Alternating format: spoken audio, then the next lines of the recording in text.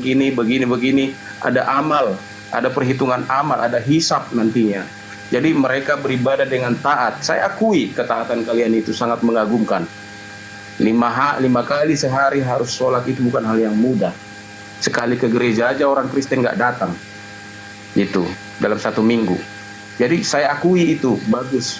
Tetapi kami meyakini bahwa kami selamat bukan karena usaha kami. Sebaik apapun kami tidak dapat menyogok Allah dengan ketaatan kami, dengan sujud kami, dengan keimanan kami, semuanya itu, ibadah kami, sumbangan-sumbangan kami, amal kami, itu tidak dapat membeli keselamatan sama sekali. Hanya kemurahan, kasih karunia itu bahasa sehari-harinya, kemurahan, kebaikan Tuhan, kemurahan Tuhan saja yang dapat menyelamatkan kami manusia berdosa ini. Itu bukan hasil usaha kami, itu adalah karunia atau pemberian dari Tuhan. Itulah kekristenan. Tetapi mungkin banyak orang Kristen yang salah memahami sehingga ini mempergunakan hal ini sebagai kebebasan untuk berbuat dosa. Kami diselamatkan oleh kemurahan Tuhan kok, nggak apa-apa berbuat dosa, berjudi, main slot, main perempuan, check-in di apartemen, main micet. Ya terserah lu, tapi pemahaman dari kitab suci tidak seperti itu. Jika hidupmu sudah percaya kepada Tuhan Yesus, Roh Kudus akan memimpin kamu kepada segala kebenaran, berbuat yang benar. Itu tandanya seorang yang percaya kepada Yesus. Hidupnya diubahkan dari hari ke hari menjadi semakin serupa dalam karakter dan perilakunya dengan Tuhan Yesus. Ini pembelajaran setiap hari, diubahkan dari hari ke hari. Itu keyakinan di kekristenan, bahwa bukan usaha kita yang membuat kita taat, tetapi perubahan yang dilakukan oleh Tuhan dalam alam pikiran dan hati nurani kita, membuat kita bisa meninggalkan yang tadinya pemakan babi, bisa meninggalkan. Begitu nikmatnya kata mereka daging babi itu. Tapi banyak yang bisa berhenti. Merokok, banyak yang bisa berhenti. Main perempuan, banyak yang bisa berhenti. Apa yang membuat bisa mereka berhenti? Bukan usaha mereka, tetapi Tuhan mengubahkan sehingga mereka sangat membenci dosa itu, kemudian bisa berubah menjadi pribadi yang lebih baik. Itu yang banyak terjadi dalam kekristenan. Satu hal yang berbeda, yang terakhir, di teman-teman kita Kristen, teman-teman saya yang banyak yang mualaf itu, saya perhatikan dari kesaksian testimoni mereka masuk ke Islam, meninggalkan kekristenan, seperti Felix Xiao, Jesslyn, dan banyak lagi. Mereka berdasarkan logika mereka. Ketika mereka pertimbangkan dengan akal mereka, ajaran kekristenan ini sepertinya irasional, tidak rasional. Lalu mereka tiba ke ajaran Islam, sepertinya mereka rasa ini lebih rasional, ini lebih logika, maka mereka pindah. Dan disebut itu sebagai hidayah dari Yang Maha Kuasa. Tetapi orang-orang yang masuk ke Kristen, baik yang pindah dari agama lain, teristimewa dari Islam ke Kristen, pada umumnya, walaupun ada yang disogok-sogok ya, ada yang karena dibantu, ada yang bagaimana, tapi pada umumnya yang berani membuat testimoni itu adalah rata-rata oleh karena perjumpaan pribadi mereka dengan Tuhan. Karena mereka mengalami pengalaman spiritual. Dan kita tidak boleh mentertawakan pengalaman spiritual seseorang. Karena di Islam juga ada ajaran tentang pengalaman spiritual, itu yang dinamakan tasawuf itu. Banyak itu, seperti Rumi, dia lebih ke spiritual, dia tarian tasawuf itu tarian spiritual. Ada juga di kalian seperti itu. Artinya kita tidak boleh mengejek orang dengan pengalaman spiritualnya. Aku bertemu dalam mimpi dengan Tuhan katanya. Lucu menurut kita, lucu, nggak masuk akal. Akan tetapi dia yang mengalami, bagaimana kita mau mengomentari pengalaman dia? Atau ada yang berkata, saya terakhir umroh, lalu saya melihat ke atas, saya melihat wajah Tuhan katanya. Itu terserah dia, itu pengalaman dia. Tapi rata-rata orang yang masuk ke Kristen dari Islam adalah mereka yang mengaku mengalami pertemuan, mengalami perjumpaan dengan Tuhan. Itu perbedaannya. Oleh sebab itu Bang Juma, sekuat apapun Bang Juma mengatakan fakta-fakta dalil-dalil ini, kalau mereka yang sudah mengalami perjumpaan dengan Tuhan tidak akan beralih. Sebaliknya, sekuat apapun orang Kristen meyakinkan orang Islam supaya masuk ke Kristen, kalau mereka logikanya sudah masuk di ajaran Islam, tidak akan pindah ke Kristen. Maka perkuatlah di bidang masing-masing. Di Islam perkuat logikanya, di Kristen biarlah semua mengalami pengalaman rohani. Supaya jangan ada rebut-rebutan jemaat, supaya jangan ada memancing di kolam orang lain. Gitu. Demikian yang terakhir dari saya. Hesti, jangan tidur terus kau, nanti kau kegemukan. Terima kasih ya Hesti ya. Baluap, Terima aku kasih nggak Bang tidur. Juma. Aku nggak tidur, aku dengerin dongengmu. Jangan kebanyakan kau makan kacang kau. Oke. Kau. Ada noise. Di mana ini noise-nya?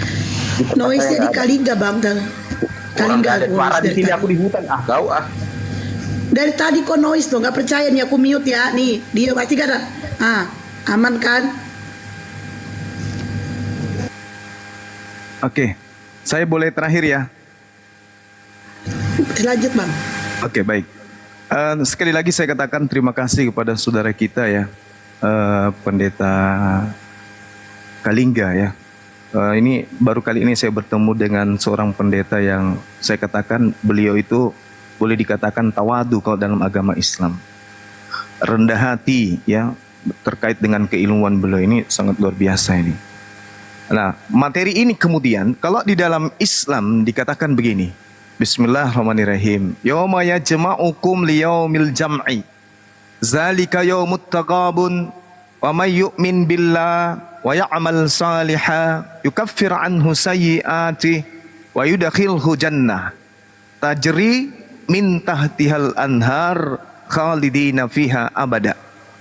Pada hari kebangkitan nanti seluruh manusia akan dihimpun, dikumpulkan di padang mahsyar. Hari di mana semua kesalahan, semua perbuatan kita akan diungkap oleh Allah, diceritakan semua yang pernah kita lakukan pada saat kehidupan di bumi. Lalu Allah mengatakan, barang siapa beriman kepada Allah, beriman kepadaku dan mengerjakan amalan soleh, kata Allah, maka Allah akan menghapus semua dosa-dosanya dan memasukkan ke dalam surga. Mereka kekal di dalamnya selama-lamanya. Itulah kemenangan yang agung. Jadi bukan amalan kita yang menyelamatkan. Bukan kebaikan-kebaikan kita yang menyelamatkan. Tapi yang menyelamatkan kita adalah Allah. Karena Allah sudah berjanji di dalam Taurat, di dalam hikmat Injil, di dalam Mazmur, orang akan diupah berdasarkan perbuatan masing-masing. Artinya, kalau kita lahir sampai kita meninggal hanya kebaikan saja yang kita lakukan, maka kebaikan itu ditumpuk sekalipun sampai ke langit ke-7, kita belum pantas untuk masuk ke dalam surga. Belum pantas. Semua amalan yang kita lakukan dalam setiap detik sampai kita meninggal tidak akan pernah bisa membayar sehelai bulu pun yang Tuhan berikan kepada kita. Jadi nggak layak masuk surga itu karena amal. Akan tetapi yang empunya surga memberikan syarat seperti itu. Barang siapa yang melakukan amalan kebaikan, dahalal jannah. Siapa yang membuat keburukan, dahalal finnar. Siapa yang berbuat kebaikan, surga. Siapa yang membuat keburukan, neraka. Itu sudah keputusan Tuhan. Baik di dalam Al-Quran maupun di dalam kitab-kitab sebelum Al-Quran. Termasuk kitab yang diimani oleh saudara-saudara kita Kristen. Ini Al-Quran, peneguhannya At-Taghabun ayat 9. Dan banyak lagi dalil-dalil yang mengatakan itu. Artinya, patokan orang itu mendapatkan ridha, yaitu ketika orang itu taat kepada perintah Tuhan. Tapi ketaatan kalau ditakar kemudian untuk surga tidak pantas. Tapi Tuhan yang memiliki surga itu memberikan syarat seperti itu. Contoh kita lihat di dalam pengajaran Yesus. Matius 19. Apa yang dikatakan oleh Yesus? Ada seorang datang kepada Yesus dan berkata, "Guru, perbuatan baik apa yang harus kuperbuat untuk memperoleh surga dan hidup yang kekal?" Maksudnya. Apa jawab Yesus? "Apa sebabnya engkau bertanya kepadaku tentang hal yang baik untuk mendapatkan hidup yang kekal? Hanya satu yang baik untuk mendapatkan surga itu," kata Yesus. "Jikalau engkau ingin masuk ke dalam hidup, dalam surga, turutilah segala perintah Allah." Artinya kalau segala perintah Allah itu diturutin, berarti amal soleh, berarti amal baik. Bukan mimpi, bukan hayalan, tetapi kita diperintahkan untuk mempraktekkan apa yang menjadi perintah Tuhan. Kata orang itu kepada Yesus, "Perintah yang mana wahai guru?" Yesus terangkan, jangan membunuh, jangan berzina, jangan mencuri, jangan mengucapkan saksi dusta, Hormatilah ayah ibumu, kasihilah sesamamu manusia seperti dirimu sendiri. Kata anak muda ini, semua itu telah kuturuti wahai guru. Apakah masih ada yang kurang? Yesus menjawab, jikalau engkau telah sempurna, selanjutnya pergilah, juallah segala milikmu dan berikanlah kepada orang-orang miskin, maka engkau akan memperoleh harta di surga. Kemudian datanglah kemari dan ikutilah aku. Artinya komponen ajaran yang ada di Islam terkait amalan soleh itu juga dituntun oleh Yesus untuk beramal saleh.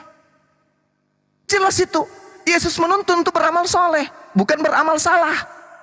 Ketika orang itu sempurna di dalam syariat, apa kata Yesus? Bersedekah, berinfak. Lakukanlah sesuatu yang isinya adalah harta surga. Apa harta surga itu? Infak, sedekah. Apakah Yesus pernah mengatakan itu? Yes, Matius 6 nomor 19 sampai nomor 20. Kumpulkanlah harta surga. Jangan harta dunia, kata Yesus, tetapi harta surga. Harta surga ini artinya amalan, bukan mobil, bukan harta, bukan rumah, bukan. Di dalam bahasa Yunani disebutkan kemudian harta surga itu dengan sebutan tesauros. Tesauros itu artinya sesuatu pembendaharaan amalan, perbuatan. Kumpulkanlah bagimu harta surga. Di surga ngengat dan karat tidak akan merusakkannya, dan pencuri tidak membongkar serta mencurinya. Kenapa? Amalan tak mungkin dicuri. Ibadah kita tak akan mungkin dicuri. Artinya Yesus mengajarkan apa? Untuk beribadah, amalan-amalan soleh. Kalau begitu jangan matikan hukum Tuhan. Jangan dibunuh hukuman Tuhan. Apa hukum Tuhan? Jangan dikatakan hukuman Tuhan itu sudah tak berlaku. Jangan katakan hukum Tuhan itu perjanjian lama. Jangan. Tetapi teruslah kemudian menggali apa yang Tuhan inginkan terhadap manusia. Hukum Tuhan datang kepada Nabi Musa hanya untuk Nabi Musa dan kaumnya. Begitu juga hukum Tuhan datang kepada Yesus hanya aturan Tuhan untuk kaumnya Nabi Isa alaihissalam. Nah sekarang, apa yang saya jelaskan menurut Al-Quran, menurut Bible, dalam hal ini pernyataan Yesus, apakah ada endingnya, saripati untuk menyelamatkan manusia itu betul sesuai dengan kaidah itu? 1. Yohanes 5 nomor 29. Dan mereka yang telah berbuat baik akan dikeluarkan dari kubur, lalu bangkit hidup yang kekal. Berbuat baik akan bangkit dari kubur dan hidup yang kekal. Berbuat baik berarti amalan soleh.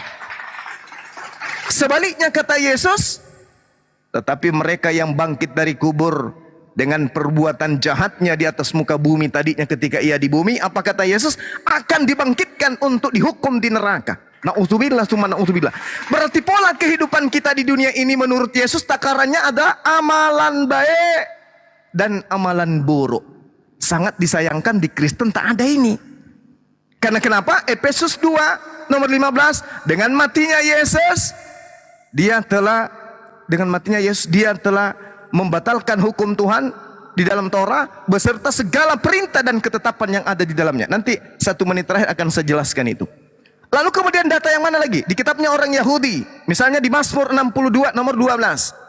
Dan daripadamu juga kasih setia Tuhan, sebab engkau membalas setiap manusia menurut perbuatannya masing-masing. Artinya tak ada dosa yang ditanggung oleh orang lain, karena dosa ditanggung masing-masing. Yehezkiel 18:30, oleh karena itu aku akan menghukum kamu masing-masing menurut tindakanmu masing-masing. Hai kaum Israel, demikianlah firman Tuhan, maka bertobatlah dan berpalinglah dari segala durhakamu, supaya itu jangan bagimu menjadi batu sandungan yang menjatuhkan kamu ke dalam kesalahan. Pengkhotbah 12:14, di situ sangat dijelaskan dengan terang. Karena Allah akan membawa setiap perbuatan manusia ke pengadilan yang berlaku atas segala sesuatu yang tersembunyi, entah itu baik, entah itu jahat. Jadi kita mau kemana ini? Bahkan kalau saya pinjam kitabnya saudara Kristen, Wahyu 22 nomor berapa? Nomor 12. Sesungguhnya aku akan segera datang membawa upahku untuk membalaskan setiap manusia menurut perbuatannya masing-masing. Jadi kita selamat berdasarkan perbuatan. Itu ajaran para nabi dan ajaran Yesus sendiri. Tapi kalau ajaran Paulus beda lagi dong. Di ajaran Paulus, Roma 5, Kolose 1, Efesus 2, Titus 3 dan seterusnya, Roma 4 juga dikatakan manusia diselamatkan bukan karena perbuatan, tetapi manusia diselamatkan karena iman. Bertentangan, Cak Ayu. Para nabi mengatakan, bahkan Tuhan berfirman, engkau akan diselamatkan berdasarkan atas perbuatanmu masing-masing. Bahkan dibangkitkan menurut Yesus dalam Yohanes 5 nomor 29, manusia akan ditakar dengan perbuatan baiknya masuk ke dalam surga, perbuatan jahatnya masuk ke dalam neraka. Paulus beda. Sebab itu kita dibenarkan karena iman. Kita hidup dalam damai sejahtera dengan Tuhan karena Tuhan kita yaitu Yesus Kristus. Bukan karena perbuatan kita yang menyelamatkan, tetapi karena iman kita kepada Yesus Kristus. Ini sangat bertentangan dengan ajaran Yesus. Karena itulah kebenaran berdasarkan iman supaya merupakan kasih karunia, sehingga janji itu berlaku bagi semua keturunan Abraham. Bukan hanya bagi mereka yang hidup dari hukum Taurat, tetapi juga bagi mereka yang hidup dari iman Abraham. Sebab Abraham adalah bapa kita yang kekal. Berbeda dengan ajaran Yesus. Orang diselamatkan karena iman, orang diselamatkan karena iman, orang diselamatkan karena iman, orang diselamatkan karena percaya. Kok berbeda? Tuhan justru menyatakan menyelamatkan manusia berdasarkan atas perbuatannya masing-masing. Sebab engkau Tuhan membalas setiap orang menurut perbuatannya masing-masing. Ini tidak bisa dipungkiri. Bahkan kalau kita melihat Wahyu 21 perikop, aku melihat orang-orang mati besar dan kecil berdiri di depan tahta itu, lalu dibuka semua kitab, dibuka semua catatan, dan dibuka juga sebuah kitab lain yaitu kitab kehidupan, dan orang-orang mati dihakimi menurut perbuatan mereka masing-masing berdasarkan apa yang tertulis dalam amalan-amalan dia dalam kitab-kitab itu. Maka laut menyerahkan orang-orang mati yang ada di dalamnya, dan maut dan kerajaan maut menyerahkan orang-orang mati yang ada di dalamnya, dan mereka dihakimi masing-masing menurut perbuatannya masing-masing. Lalu laut dan kerajaan maut itu dilemparkanlah ke dalam lautan api. Itulah kematian yang kedua, lautan api. Dan setiap orang yang tidak ditemukan dalam namanya tertulis dalam kitab kehidupan, ia akan dilemparkan dalam laut api yang menyala-nyala. Ini mau dikemanakan kita ini? Kalau kita punya agama tidak mengejar amalan baik, kita mau kemana? Sementara pola takaran menurut Al-Quran, menurut Bible, takaran jannah, surganya seseorang, itu ditentukan oleh ridhonya Allah terhadap ketaatan kita kepada Allah. Makanya saya berselisih dengan saudara Kristen pada saat orang Kristen mengatakan agamanya kasih. Kenapa? Karena kasih itu adalah ketaatan menjalankan perintah-perintah Tuhan. Ulangan 11 nomor 1. Kalau kasih, maka harus dengan setia hidup di dalam perintah-perintah Tuhan. Advent sudah menjalankan itu sebenarnya, sebagian. Tapi sayangnya, hukum-hukum Tuhan itu hanya berlaku kepada Bani Israel saja. Bukan berlaku kepada di luar Bani Israel. Saya kira begitu saudaraku, bahwa ketika saudara ridha kemudian masuk neraka, itu sama dengan iblis yang ridha kepada Allah. Ya Rab, aku ikhlas untuk kemudian masuk ke nerakamu. Aku terima ketika kemudian engkau mengatakan aku telah masuk neraka untuk mengisi neraka. Rabbi bima aqwaitani la uzayyannanna lahum fil ardi wa la uqwiyannahum ajma'in. Iblis berkata, Tuhanku, oleh karena engkau telah memutuskan bahwa aku sesat, aku pasti akan menjadikan kejahatan terasa indah bagi mereka di bumi. Ini saudara-saudara pendeta, mohon maaf nih, begitu masuk ke gereja, banyak jemaat, diajaknya orang-orang ini menyembah Yesus, sehingga orang-orang yang ada pada masa itu pada gereja menganggap indah apa yang diajarkan oleh pendeta. Padahal Matius 7 nomor 15 sampai nomor 23, justru Yesus akan mengusir orang-orang yang memanggilnya Tuhan, bermujizat.